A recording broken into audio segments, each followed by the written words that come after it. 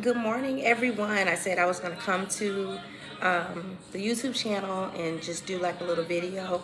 Today is due T. Today is due day two. Yesterday I had my stem cell transplant and everything went smooth. I decided not to videotape the ceremony that was taking place because I felt like that was so intimate ceremony to just not share, but I'll share what really happened. We had a chaplain that was here on yesterday, and he blessed my stem cells, and he also prayed over me and my family, my support system, as well as I provided scriptures that my husband gave me, Psalms 84 and 10 and Ephesians 6 and 13. And I literally had a smooth transition yesterday with just getting the stem cells in, no hiccups. Today I'm feeling great. It's about 8:30 here, and so I am just I'm relaxing, and they just making sure that my vitals and everything is up to par. So I'm just trusting and believing that God is going to continue to heal my body. So next week I'll be able to be released from here.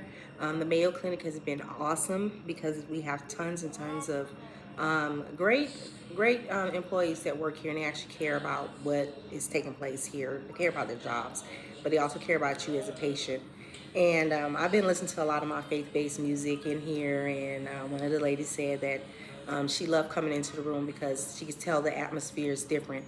And so when you stay ready and you're praying and trusting God and believing, that flows to the next person. So although I'm here and I'm getting my help, they're also getting blessed by being able to be in a spiritual setting as well.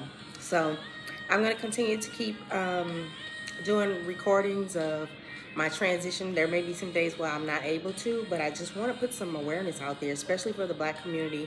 When I first got diagnosed in 2014, it wasn't as risky for us, but it's really getting very risky for us because a lot of folks don't go to the doctor.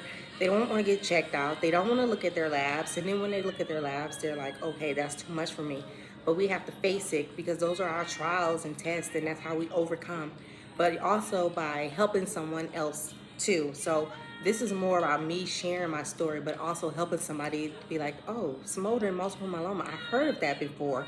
Okay, so I know that that can transition to active multiple myeloma. And so how does that affect my body? And I've been blessed to not have any bone lesions, any things that affect my organ. The only thing that I've suffered from for the past couple of years is dealing with anemia, where I had low blood counts. But everything else matters too, your mental, your wellness, and just what you're doing.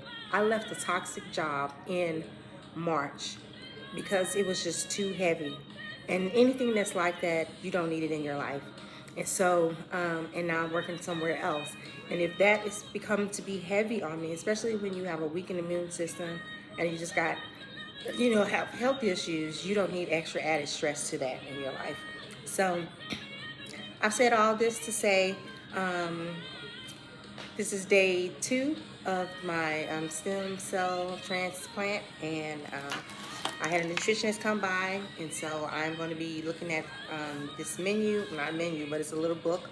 Not a little book, but because I had a stem cell transplant, I still have to, maintain that transition when I get home, eating healthy, the right foods that you're putting in your bodies, not just the food that you're putting, things that you're intaking. And so sometimes your circle may get really, really small because it's not to hurt a friend, but it's just like, can you really carry the load that they have? No. And so you have to do what's best for you and best for your family. And I have to give kudos to my husband because he's been here with me every step of the way. September 6th, after Labor Day, we've been driving to the hospital every day. And we stay close to an hour away from the Mayo Clinic. And so that's coming back and forth. And being a caregiver, you have to give them their support as well, because how they're going to be able to replenish themselves so they can take care of you. So it really requires a full team, because if you're going at this alone and your spouse is going out, or your partner, someone's going to get burned out. So I'm excited. My sister will be here next week, and so that will lighten up some of the load at my house as well.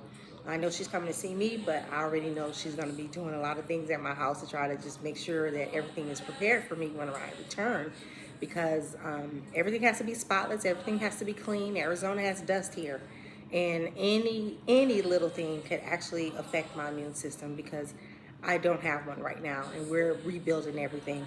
But again, I could talk forever. But again, like I was saying, I was giving kudos to my husband because he's been my rock here. He's been my supporter. He's been praying over me and fasting. And that's what you need in your life. And if you don't have one of those things, you might have to reconsider who's in your circle. So until then, I will chat with you guys next time.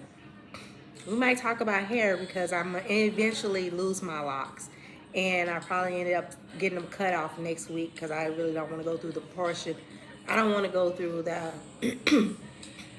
the mental piece of losing my hair and being shocked. So it's just like I want to do everything in stages. So, but we'll talk about that maybe next week. I don't know. We'll see.